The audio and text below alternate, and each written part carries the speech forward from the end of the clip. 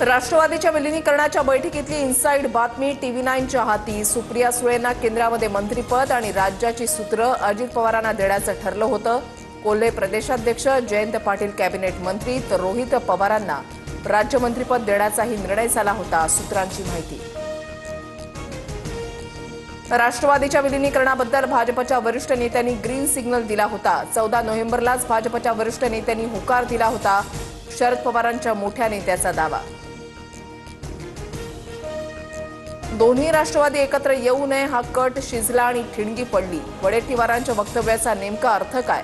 तर DCM पद संविधानिक नाही, 13व्या नंतर ते भरता आलं असतं, शपथविधीवर ही टीका। महाराष्ट्राच्या हितासाठी आम्ही NDA सोबत, मित्रपक्ष म्हणून भाजपचं आम्हाला सहकार्य। वडेट्टीवारांना आमच्या पक्षावर बोलण्याचा नैतिक अधिकार नाही, तटकरेंचा पलटवार। अजित पवारांच्या अपघातामागे कुठेतरी काहीतरी गडबड, इंजिन रडारमध्ये बिघाड किंवा इतरही काही असू शकतं। मंत्री छगन भुजबळांनी वर्तवलेल्या शंकेनं अनेकांच्या भुवया उंचावल्या। भाजपच्या घोटाळ्याची फाईल अजित पवारांकडे होती। 15 जानेवारीला आरोप केल्यानंतर 10 दिवसातच अजितदादांचा मृत्यू कसा?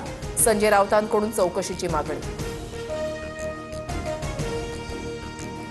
विमानाचा ब्लॅक बॉक्स सापडलाय, सत्य समोर येईल। दादांच्या अपघाताच्या चौकशीची मागणी फडणवीसांनी आधीच केली आहे। केंद्रीय विमान उड्डाण राज्यमंत्री मुरलीधर मोहोळ यांची माहिती।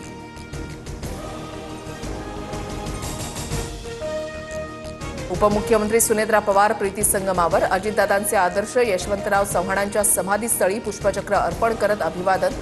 तर फलटणमध्ये अजित पवारांचे सुरक्षा रक्षक विदीप जाधवांच्या कुटुंबियांचं सांत्वन।